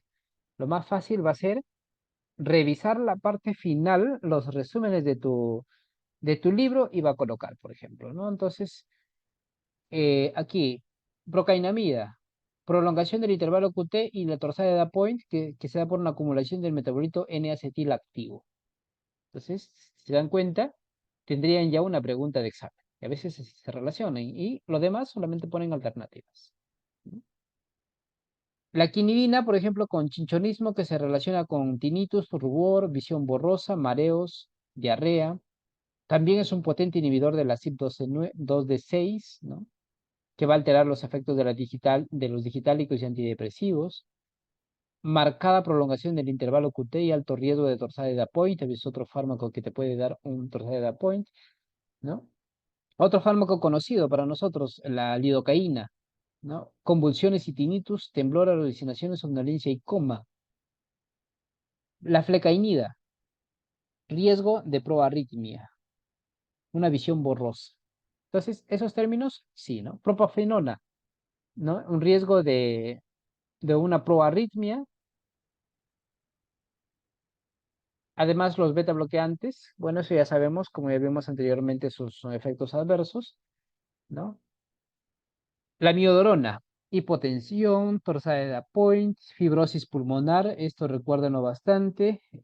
Además de eso, también van a ver los microcristales o los microdepósitos en las córneas, hepatotoxicidad, neuropatías, fotosensibilidad, disfunción tiroidea, porque produce hiper e hipotiroidismo. Entonces, la miodorona, si recuérdenlo bien, porque es una pregunta muy frecuente. Después de eso podemos ver aquí el ditiacén virapamilo con hipotensión, bradicardia, estreñimiento. ¿Con quién se relaciona? Con verapamilo. Muy importante. Luego la adenosina, algo importante para recordar, tiempo de vida media. Te pueden decir cuál de los antiarrítmicos tiene un tiempo de vida media demasiado corto, menor a 5 segundos. La adenosina. Para ver, por ejemplo, en el electrocardiograma, las arritmias de tipo serrucho que se los denomina, que no lo puedes ver en una función normal, tú le das adenosina, eh, l- prácticamente le haces una parada cardíaca a tu paciente 10 segundos y pum, puedes ver cómo se estabiliza y se puede ver su electrocardiograma. Y algunos hasta te pueden asustar porque tu paciente deja completamente de respirar. Te administras, es como una muerte así plácida, ¿no? 10 segundos, pum, se despierta como si hubiese dormido una caída. Es algo interesante también. El sulfato de magnesio, recuérdenlo, antídoto o utilizado para el tratamiento de dorsal de apoyo. Muy bien. ¿En qué libro está el libro de resumen? En Goodman y el Katsu. Y ahí también les envié los otros libros, ¿no? Hay de Flores, también van a encontrar estos, van a encontrar de Ran y Dale también, por ejemplo. En realidad todos los libros te dan tus pepitas o aquí te dan tus claves para que tengas en cuenta y no te olvides. Por ejemplo, antagonistas de calcio, te dan desde cómo actúa, cuáles son sus aplicaciones clínicas y cuáles son los efectos adversos, como aquí te menciono igual, el estreñimiento para el verapamilo, y demás maleolares para dihidropiridinas como a quien estábamos viendo acá, a nifedipino, amlodipino, ¿no? Aplicaciones clínicas de los antagonistas de calcio para el verapamilo, por ejemplo, reducción de la frecuencia cardíaca, como ya estuvimos viendo anteriormente. Entonces, para cada uno de esos se ha colocado eso. ¿Qué otro aspecto, además de ese problema hay? Tenemos la hipertensión arterial pulmonar. La hipertensión arterial pulmonar también es una patología últimamente frecuente, que ya vemos varios, y es muy desafiante, ¿no? ¿Y qué características tiene? Por ejemplo, una PAM mayor a 20, una presión menor a 15 o una resistencia vascular pulmonar mayor a 2. ¿Qué fármacos se utilizan para hipertensión pulmonar? Anticoagulantes orales, diuréticos, digoxina, bloqueadores de canales de calcio y antagonistas de receptores de endotelina. Y aquí tenemos al famoso Bosentan, ambrisentan, citacetan, que por vía oral en las fases no graves, por ejemplo. Análogos de prostaglandina. Y aquí tiene la utilidad propia de quién, de, de los inhibidores de la fosfodiesterasa, por ejemplo, el sildenafil y el tadalafil. Y siendo el tadalafil más potente que el sildenafil, por ejemplo, ¿no? Y se sabe que Bosentan con sildenafil se antagonizan en sus mecanismos farmacocinéticos. Sin embargo, en la práctica clínica, en un paciente con hipertensión pulmonar, por ejemplo, en el salud tenemos aprobado mediante un dictamen del IETSI, Bosentan más sildenafil. ¿Y qué te dicen los estudios? Que estos ya casi antagonizan y la respuesta puede ser baja y la respuesta inapropiada. No debería darse, no debería darse. ¿Cuál sería lo más apropiado? Podría dar el ambricetan, que es mucho más superior al bosentan, con el tadalafil, que sería otro fármaco donde no interactúa. Pero aparte de eso, también tenemos los análogos de prostanoides, como iloprost, el veraprost, el tetraprostil, el epoprostol, ¿no? ¿Cómo se clasifican la hipertensión pulmonar? No existe hipertensión pulmonar primaria, secundaria, esos términos ya son desfasados. Actualmente se tiene la clasificación por grupos y se los clasifican dentro de 5 grupos. Y solamente los del grupo 1 y 2, y al menos los que son más del grupo 2, tendrían un tratamiento más específico. Pero es importante saber quiénes lo desencadenan a la hipertensión pulmonar. Hay algunas drogas y toxinas específicas que se relacionan con la hipertensión pulmonar. Por ejemplo, aquellos que tienen una asociación definida, quizás a ver el que podemos conocer, las metanfetaminas, puede ser uno, desatinib, que es un anticuerpo monoclonal también. Entonces, dos conocidos quizás como definido causante. Entonces, la probabilidad puede ser baja. con estos de acá. Pero que pueden ser probables o que puede estar relacionadas, sí, ¿no? La cocaína, anfetaminas, vemos la propia ciclofosfamida, utilizada en los pacientes con cáncer, pueden desarrollar una hipertensión pulmonar, agentes antivirales también, como el sofosbuvir, eh, leflunomida, inhibidores selectivos de proteosomas, incluso hasta la hierba de San Juan. Entonces, ahí vemos en la tipo 1 que es la hipertensión arterial pulmonar, puede ser idiopática, no respondedores a pruebas de vasoreactividad y respondedores agudos de prueba de vasoreactividad. Y en la teoría te dice que solamente a los respondedores de pruebas de vasoreactividad tú deberías darle un tratamiento farmacológico, pero sin embargo en práctica no se hace, porque para poder hacer la prueba de vasoreactividad debería utilizar adenosina y someterle a un paciente sería un poco más difícil. Entonces, a todos los pacientes con hipertensión pulmonar, independientemente de la causa, he visto que los trata, aunque no debería ser así. Solamente debería, primero, verse a qué grupo pertenece esa hipertensión arterial y si es tratable o no es tratable. Aquí es algo importante para tener en cuenta la dosificación para hipertensión pulmonar. Si ustedes pensaban que amlodipino como dosis máxima de 10 miligramos al día, es para hipertensión esencial, ¿no es cierto? Pero para hipertensión pulmonar, esta va de 15 a 30. Pero no se debe confundir a todos. Bastantes médicos tienen un error fatal en ello. Tu paciente tiene hipertensión y te dicen, yo he visto que se utiliza hasta 30 miligramos y le dan 10 miligramos cada 8 horas incluso. Sabiendo que es de administración de un solo día, toman en cuenta y le dan cada 8 horas. Entonces ahí es muy importante el trabajo del farmacéutico. Entonces, siendo o no especialistas o de la situación que estemos, si vamos a trabajar con los pacientes, y es más, ya desde que nosotros hemos elegido la profesión, aunque te dediques a la parte de la industria, si tú tienes una dirección técnica en un establecimiento farmacéutico, vas a ver pacientes que van a llevar con recetas así. Por lo tanto, el conocimiento es total, ¿no? Para el nifedipino, hasta 20 a 60 miligramos 2 a 3 veces por día. Entonces, el nifedipino para hipertensión pulmonar está dado de esta forma, de 2 a 3 veces por día. Para hipertensión esencial está dado cada 24 horas, ¿no? El que viene de una acción con acción controlada, de liberación controlada. Solamente el nifedipino de 10 si le puedes dar tú cada 6 o 8 horas, ¿no? Pero el de 30 debes darle cada 24 horas y en ayunas. Pero para hipertensión pulmonar, sí tú le puedes dar a cada 2 a 8 horas. Este es el gran problema con muchos lo confunden. Ah, dice, mira, sí, yo he visto que lo puedes utilizar de 15 a 30 para amlodipino, dale nomás 10 cada 8. Y encuentras a veces unas recetas terribles, ¿no? Y no debería ser apropiado. Y quizás para algunos que no lo conocen estos fármacos o no lo han utilizado, como el Bosentan, que es el único que tenemos al menos acá, el de 100 miligramos 125 miligramos 2 veces al día, o de 65 miligramos 2 veces al día, también va a depender del peso del paciente. El sildenafil aquí se da de 20 miligramos 3 veces al día, es las dosis con las cuales se inician, tadalafilo de 40 una vez al día, y los análogos de prostaciclina, de prostidil, por ejemplo, Veraprost Sol. Y también tenemos los agonistas del receptor de la prostaciclina, el de administración oral, como el Celexipac, ¿no? Estimuladores de la guanilato ciclasa soluble, el Rioquat. Análogos de la prostaglandina, Iloprost, Teprostil. Análogos de prostaciclina, Epoprostol y Teprostil. Entonces, es otro campo adicional que también debemos conocer. Estadios de la insuficiencia cardíaca.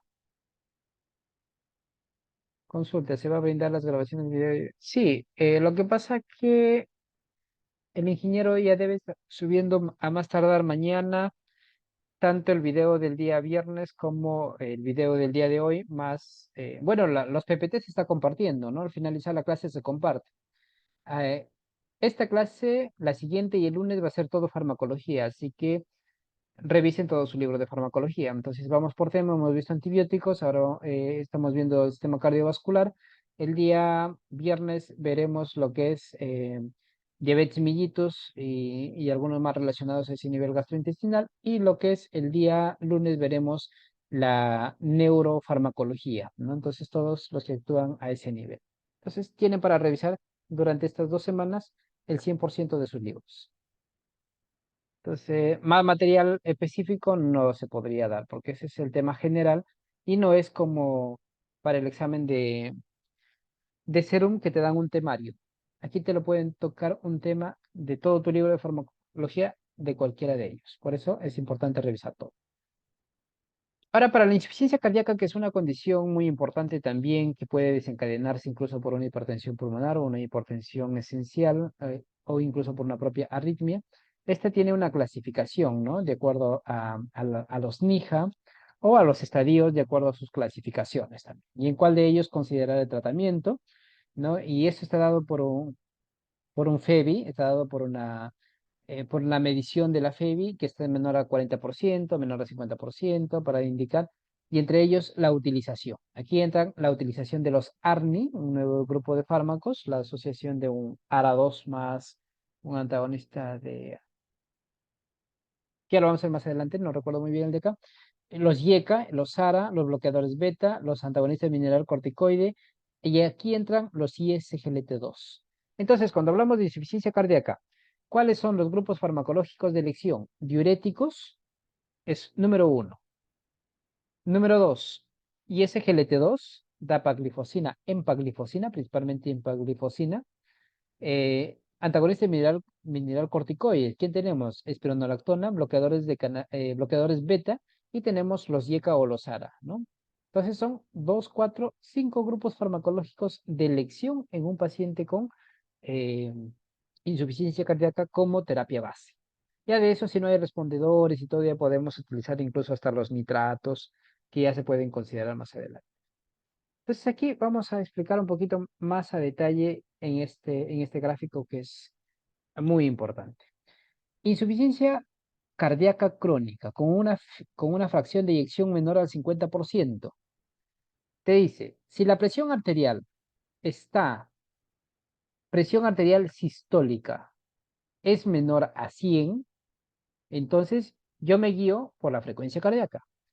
Si la frecuencia cardíaca de mi paciente está en menor de 50, entonces yo veo la tasa de filtración glomerular. Y si es menor a 20, podría utilizar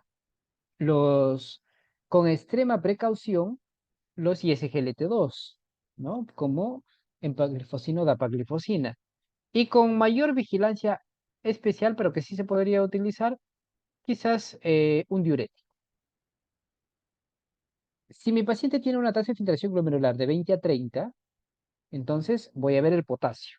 Si el potasio es menor a 5.5, yo le doy un ISGLT2, fármaco de elección, o podría considerar también un antagonista mineral corticoide y en otro instante también un diurético. Si mi paciente tiene un potasio mayor a 5.5, yo no le doy un antagonista mineral corticoide, sino un ISGLT2 como fármaco de elección y un diurético como alternativa. Si la tasa de filtración glomerular es mayor a 30, igual veo el potasio. Y con eso veo si voy a utilizar, pero aquí ya utilizo y me da luz verde para un ISGLT2 y un ARM, ¿no? Si la frecuencia cardíaca es mayor a 50, entonces también voy a ver la tasa de filtración glomerular. Si es menor a 20, voy a considerar con precaución un beta bloqueador y con extrema precaución un ISGLT2. Y si esté 20 a 30, igual veo el potasio. Y como fármacos de elección, en ellos, ¿quién están? Los ISGLT2. Y con precaución, están con vigilancia los beta bloqueantes y igual que los diuréticos. Ahora voy a la siguiente. Probablemente mi presión sistólica esté bien, que puede no ser el caso. Puedo ver ahora la presión diastólica. Igual.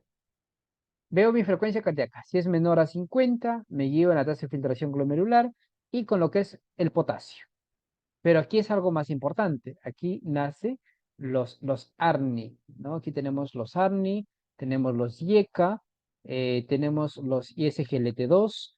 Ya se consideran incluso, por ejemplo, cuando una frecuencia cardíaca es mayor a 50, los beta bloqueantes como fármacos de elección, los IECA y los ISGLT2, y los diuréticos, ya es especialmente indicado en esta condición del paciente. En una insuficiencia crónica con una FEBI, una fracción de eyección menor al 50%. Aquí tenemos los fármacos utilizados para una falla cardíaca y las dosificaciones que se pueden utilizar. Por ejemplo, desde los IECA, el ARNI, por ejemplo, aquí vimos el sucubril valsartán, la combinación de ambos, los beta bloqueadores. ¿Qué dosis le corresponde? Una dosis inicial, el dosis objetivo, ¿no? Ese es muy importante considerar. Entonces, saliendo de ello, también vamos a revisar un poquito de la fibrilación auricular, ¿no? Entonces, la fibrilación auricular es otro problema muy importante en estos pacientes con problemas cardíacos, ¿no? Entonces, las terapias van a estar dirigidas a controlar el ritmo, la frecuencia y también dar una terapia antitrombótica. Entonces, aquí, de acuerdo a ese nivel, vamos a ver cuáles son los medicamentos recomendados, ¿no? Entre beta bloqueantes tenemos el atenolol, bisoprolol, metoprolol, nadolol y propranolol. En los bloqueadores de canales de calcio, verapamil y diltiazem. Y aquí te dan algunos potenciales efectos. Aparte de eso, si el libro no me da todo completo esta información, yo debo revisar las guías de práctica clínica de quién, de cada uno de ellos. Por ejemplo, guía de práctica clínica de hipertensión pulmonar, de insuficiencia cardíaca, de fibrilación auricular, ¿no? Entonces, si yo voy a manejar el ritmo, entonces uno de ellos para el manejo del ritmo, tengo varios caminos. De manejarlo con amiodarona, si podría hacerlo, o incluso como última instancia la ablación. ¿No? La ablación, ¿qué quiere decir? Que vas a ingresar hasta el lugar donde se está generando esa fibrilación, que puede ser en la parte de la aurícula superior, y donde hay un espacito que está latiendo directamente, entonces ablacionarlo, quemarlo esa parte, ¿no? En este grupo de pacientes se utiliza la anticoagulación. Y aquí tenemos los anticoagulantes orales, el grupo de la warfarina y los anticoagulantes orales directos. Tenemos los inhibidores del factor 10A, edoxaban, apixaban, rivaroxaban. Recomendación de acuerdo a la tasa de filtración glomerular o al clearance de creatinina. Entonces aquí vemos, por ejemplo, en diálisis no recomendado todos. En 15 a 20, el único recomendado ilimitado sería el apixaban. Entonces, si mi paciente está con una tasa de filtración glomerular de 15 a 20, la apixaban sería con limitadas. Una crea de un clearance de creatinina de 30 a 49. Entonces aquí sí podría darle rivaroxaban, pero a 15 miligramos por día, apixaban 2.5 dos veces al día y edoxaban 30 miligramos, es decir, a mitad de dosis. La warfarina sí, no, pues no requiere monitorización, eso lo puedes utilizar sin ningún problema. Sin embargo, el problema con la warfarina sería el riesgo de sangrado. Y aquí nos dan una pepita, ¿no? Considerar apixaban 2.5 miligramos cada 12 horas si cumple los siguientes criterios: mayor a 80 años, peso menor a 60 kilos, creatinina mayor a 1.3 miligramos por decilitro sería acá. Entonces, eso sí, ustedes tienen que recordarlo, esta pequeña fracción, porque si no, en sus preguntas de examen sí les van a preguntar. La cascada de la coagulación quizás es otro tema muy interesante a recordar.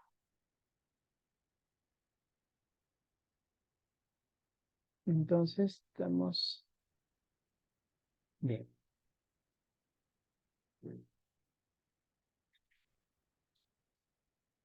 ¿Tienen alguna pregunta? Vamos a dejar esto de la anticoagulación para tocar a fondo, antiagregantes, los fármacos para las dislipidemias y diabetes mellitus, más los fármacos para farmacología especial como anemia para el viernes. ¿Ya? ¿Tienen alguna pregunta hasta el momento? Entonces hemos tratado hasta este de acá, hasta fibrilación auricular, parte de la farmacología. De aquí entramos para guiarnos más al otro sistema.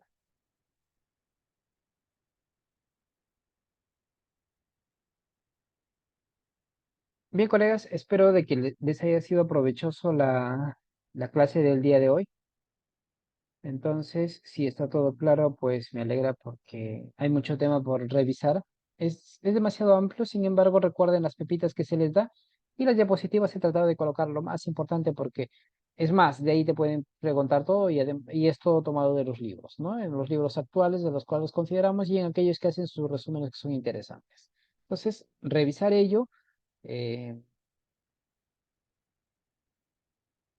Dice, excelente aplicación, ¿nos podría brindar casos clínicos? Claro, entonces al final voy a considerar colocar casos clínicos para poder quizás abordarlo en los pacientes o durante la semana subirlo al grupo para que vayan desarrollando como parte del entrenamiento. Vienen una que otra casos clínicos, sí, ¿no? O sea que no es que te van a plantear demasiados casos clínicos, solamente te ponen de forma general, ¿no? Paciente con hipertensión tal, tal, ¿qué le voy a dar? Sí, pero los voy a tomar de ese nivel para casi como un paciente ideal para poder practicar. Bien, colegas, les agradezco por su atención. Que tengan entonces un buen inicio de semana y a continuar leyendo. Nos vemos el sábado, repasen lo que es dislipidemias, anticoagulación, diabetes mellitus y vamos a ver también lo que es para algunos de consideración especial. ¿Debo trabajar en un hospital para poder postular al recentado? No. Tú puedes postular, trabajes o no trabajes. No hay ningún problema.